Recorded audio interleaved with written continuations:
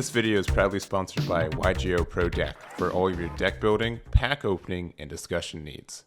Hey everyone, Egman here with another video, and today we're going to talk about the Phantom Knights archetype.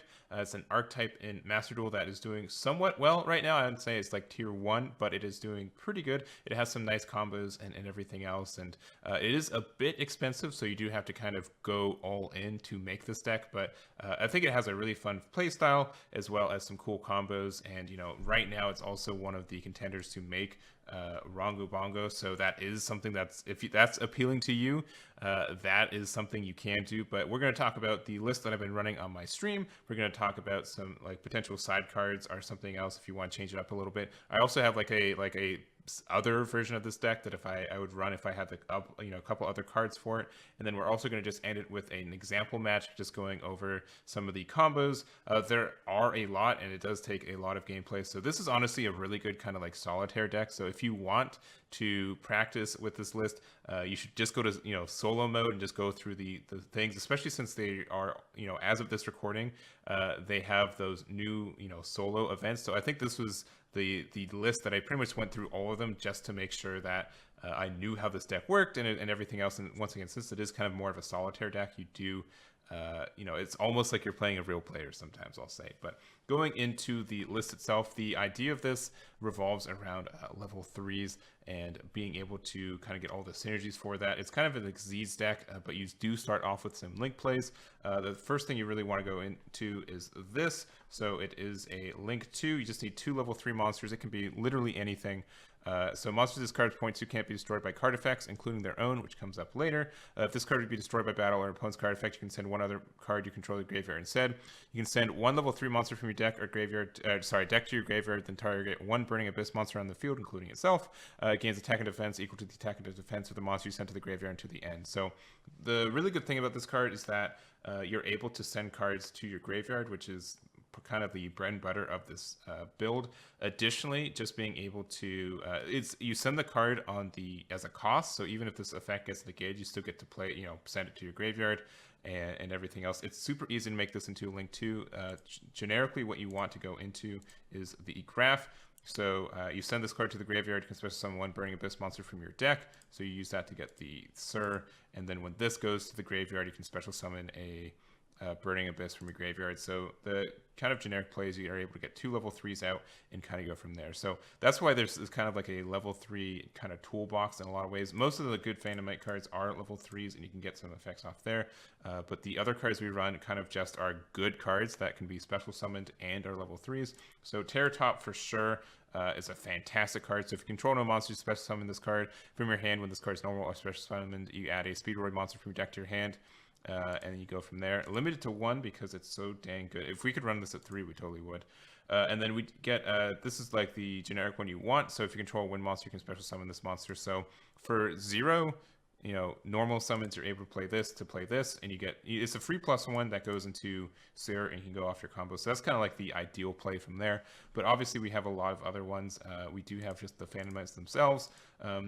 The Torn Scales is probably one of the better ones. So you can discard a card to send 1 Phantom Knights card from your graveyard, from your deck to your graveyard, except for itself, which means you can set up your plays. So even if, like, you can do like send anything to send this Ancient Cloak to your graveyard, use this effect to banish itself to add a Silent Boost to your hand, and then Silent Boost can special summon it for free as long as you have Phantom Knights out. So you have the Torn Scales, and you just go in from there, go to the 2, and go from there. Probably this is probably the best card in the deck in kind of forms of versatility and stuff, because not only does it get cards to your graveyard, but also when this card is in your graveyard, you can special summon this card based on if you have another Phantom Knights card in your graveyard being banished. So being able to play this for free from your graveyard is good and kind of helps you out from there. The additional cards we run are Ragged Gloves. This one's just okay. We can banish this to send any Phantom Knights card from your deck to your graveyard, which can include the trap cards, which means the trap cards can banish themselves from the graveyard to special summon a Phantom Knights from your graveyard as well. So you can get like an emergency kind of thing there. We do also have the, where is it? We also do run the Stained Grief. So we only need 1 of these, but this can pretty much guarantee you go into your Rongo. So if a Phantom Knights monster is special summoned to your field except for a damage step, you can special summon this card from your hand. Then you can increase this level by 1. And then you can also banish this card from your graveyard, special summon one Phantomite's monster from your hand, and you can increase its level by 1. So just the idea to be able to special summon from your hand and increase by 1 is the main thing. So either itself or another Phantomite's card is what you want, because you can do the generic thing you do is you go into Rusty Bardiche. This lets you set a trap card, which you set the Shade. And then from there, you can special summon this for free, because as long as you don't have any trap cards in there, it's a level 4. And then you can go, if you can special summon another level 4, you can go into your Rongo. And then everything else is level 3s due to just the nature of the deck. So going into Bamboozling, Gossip, Shadow is not very difficult to do. And then from there, you can go into your thing. So that's kind of the idea of the deck. You also have like some alternative plays with Knights of Bright Sword. So if this card is destroyed, you can target 2 the Phantom Knights monsters, same level in your graveyard, special summon them, increase their levels by 1. So you can go into Rongo from there. It does lock you out of for only dark monsters for the rest of the turn. So even though this is like a Gossip Shadow, it's a wind type for some reason. So that's kind of interesting. We also do have Levier as an extender as well. So Levier is really just kind of necessary to, if you get to a point where you can't go into Rongo, the backup plan is to go into Utopic Future. So this just lets you, if you have 2 Xyz monsters, same rank without with numbers, so you can have Break Sword and also Sea Dragon. Sea Dragon can just honestly help you get into your Break Sword, because you're able to detach a material, banish, to get one of your banish level 4 or lower, special summon it. So being able to do that and get your like another level 3 out, which means you only need to get 1 more to get to your Break Sword, which means you can go to your Future into your Draco. Draco Future is just pretty much a better Appaloosa most of the time, just being able to have like a negate. It's only monsters effects, but you can also steal the card, which is kind of nice. I do also run Appaloosa, and this is probably like one of the weaker cards in the deck too, so it's been something I've been kind of shading out, but there's that. Also, like another alternative place, you can go into Raider's Knight with that Break Sword popping, and you can also pop the Break Sword on your own turn.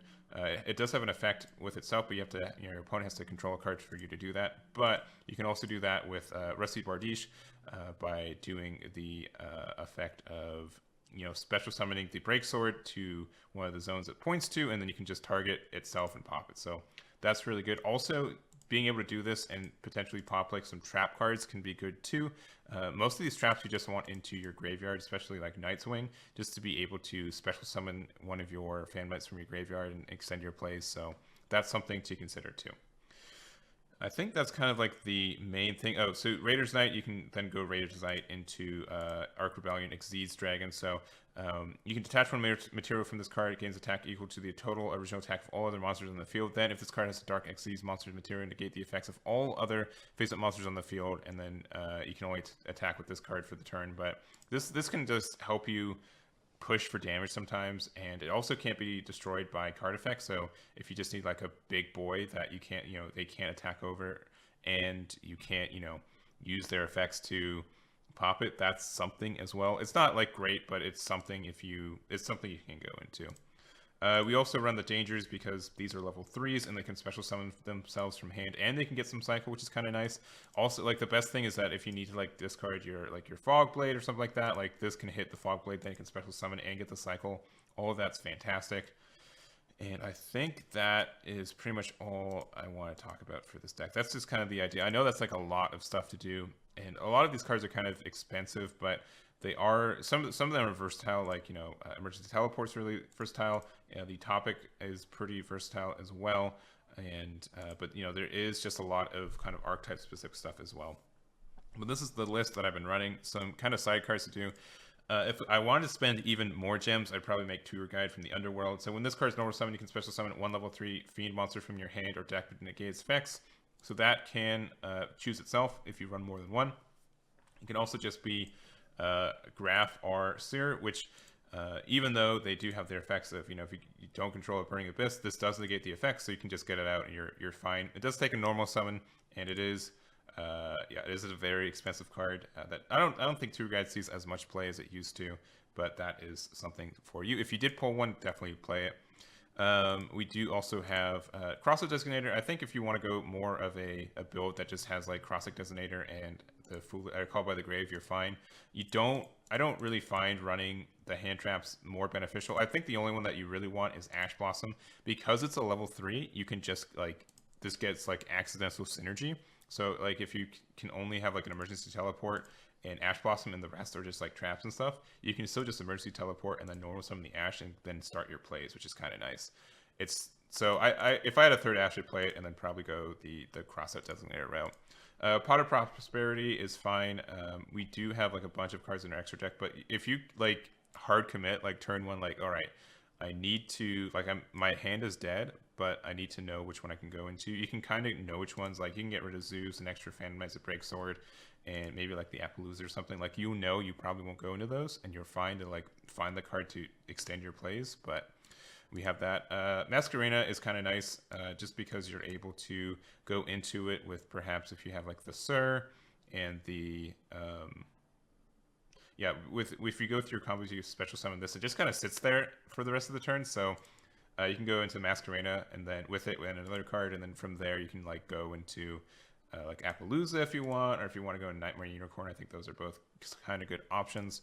If you aren't running the topic, you know, Engine Down Nerd is probably something to fill it in with. Though I've never been in a situation where I can and want to play Zeus. There's always been better options. So I don't think Zeus is actually super duper needed for this if you don't have it. Obviously, Zeus is a fantastic card for Exceeds decks in general, or any deck that can go into Exceeds, but if you don't have it, I don't think you need it.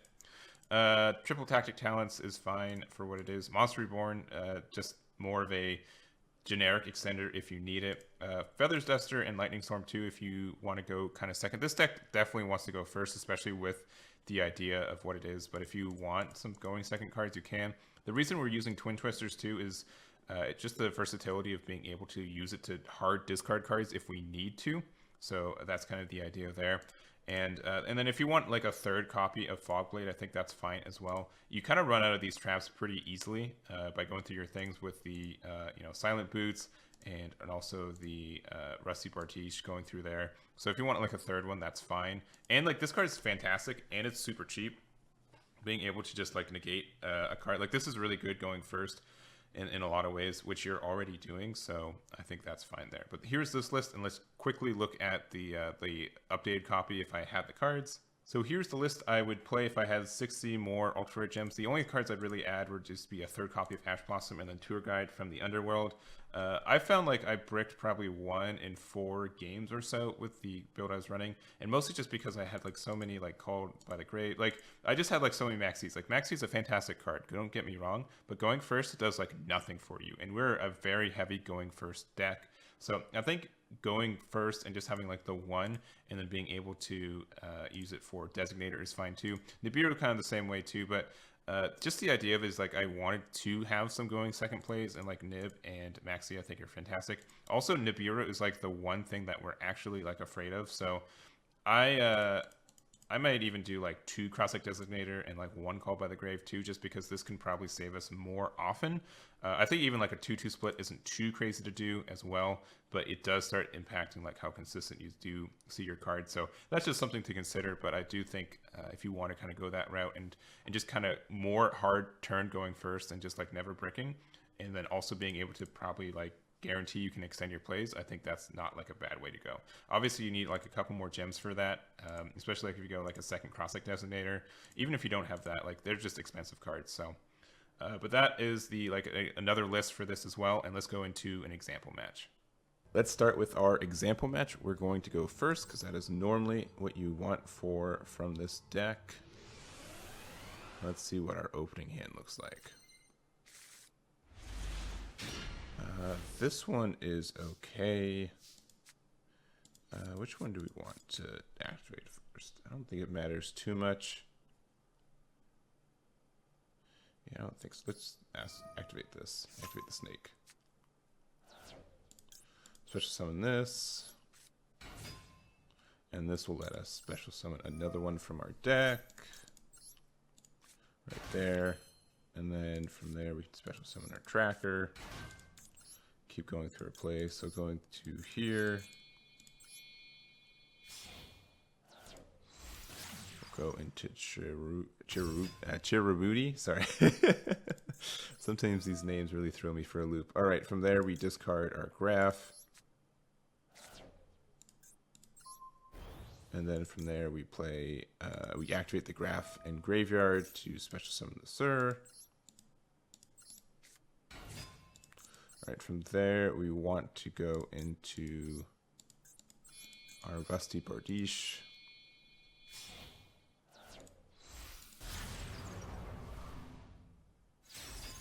All right, activate Sir. We can just special summon this. All right, from here, what do we got? What do we got? So we just need...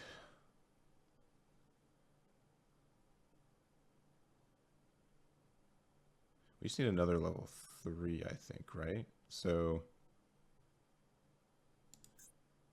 if we activate this effect, cards into the graveyard. We want to send...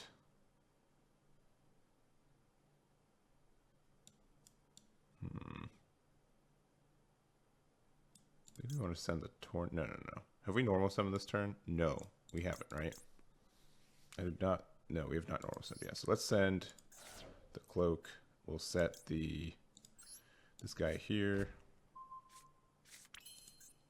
Activate effect of this.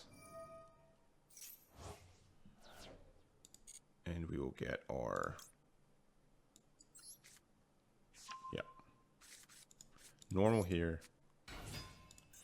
Activate effect. We'll discard Nibiru.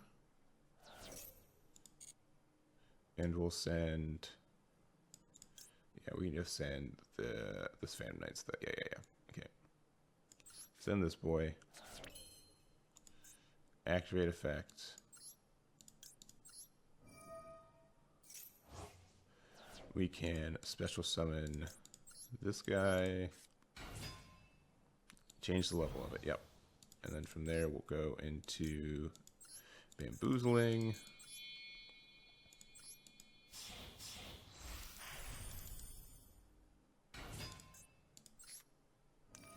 Activate the effect here. We got 2 dark level 4 monsters. Got a Rongo. Then activate effect here. Put it there. And there we go. So now we got our Rongo out. 5 materials. And yeah, won't really be able to do anything. We'll get rid of... What do we got in there? Probably the scales. Yeah, probably the scale. Yeah. Right, draw card. I don't care about Ash. We'll just Twin Twisters the face down. Alright, not worried. What do we want to do next? I guess we'll just use Chirubuni. What card do you want to send to the graveyard? Probably another one of these. Activate effect here.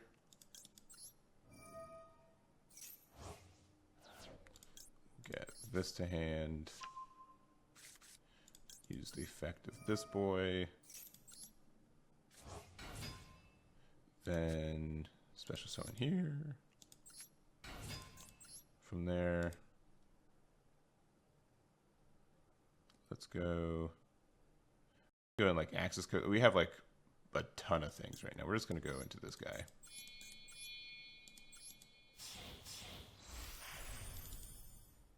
We can use the effect there.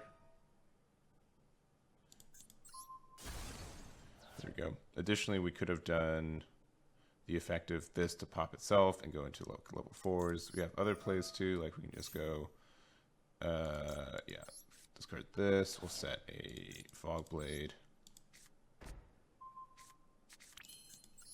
We can keep going if we want to, because we do have any more. No, we don't have any Phantom Knights in the graveyard. Yeah, I think this is pretty much where we can stop. I mean, once we get this out, it's mostly game anyways. at least with 5 materials. Most decks can't do anything against it, which is kind of dumb sometimes, but it also makes it worth it. And like, there we go. Now, you know, my opponent didn't have any hand traps, obviously, so I would say getting into Runga Bongo isn't guaranteed without hand traps, but it is something that, you know, this is what this deck kind of wants to make. That's kind of like the example board you can make, and it's moderately consistent for what you're doing. I'd say like the kind of fun and interesting thing about this list is that, you know, the deck plays a lot of cards, and it's different every time because of that too. You can brick on your opening hand, once again, just depending on what you get. But normally there's kind of like an out, or like at least something you can do with every game. So that's going to be it for me. Let me know what you guys think about this list, about this archetype in general. Let me know what else you want from this game, any other archetypes you want me to make. If it's high on ultra rares, I'm getting pretty low on that kind of stuff, but I'll try my best. But thank you once again for watching. I'll catch you all next time. Damn it.